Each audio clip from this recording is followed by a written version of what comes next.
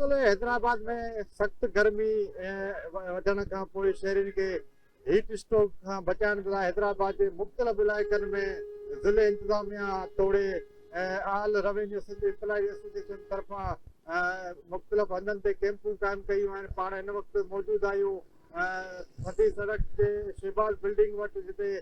आल revenue Sindh employees association पारां मरकज़ी सदर सैयद सरदार हुसैन शाह जी हिदायतुनि ते थधे पाणी जी कैंप क़ाइमु कई आहे, जिते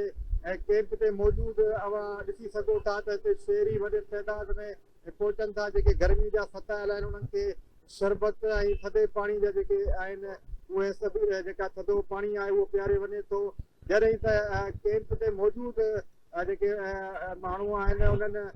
शहरियुनि खे इहा गुज़ारिश कई आहे त हू गैर ज़रूरी तौर ते घर खां ॿाहिरि न निकिरनि, छाकाणि त हैदराबाद में सख़्तु गर्मीअ जी जेका लहर छायल आहे उन में वॾी गर्मी आहे। ऐं मुख़्तलिफ़ इलाइक़नि में जेके कैंपूं क़ाइमु कयूं आहिनि रेस्क्यू 1112 तरफ़ां हैदर चौक आहे, हिन खां अलावा शहबाज बिल्डिंग आहे, पूनम पंप आहे, नसीर नगर चौक आहे, अलमदार चौक आहे,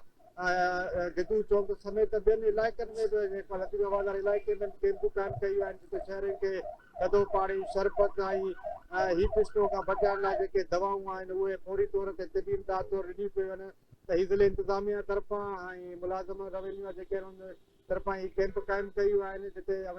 हिन वीडियो में ॾिसी सघो था जेके शहरी पंहिंजे वॾे अंग में पहुचनि था। गर्मी जा जेके सतायल आहिनि स्कूली ॿारड़ा आहिनि उन्हनि खे थधो पाणी पीआरे वञे थो। ऐं हीअ जेका कैंप आहे उहा सुबुह जो 11 बजे खां शाम जो 5 बजे ताईं जारी रहे थी। त मुख़्तलिफ़ इलाइक़नि में कैंपूं उहे हिन वक़्तु ताईं जारी आहिनि।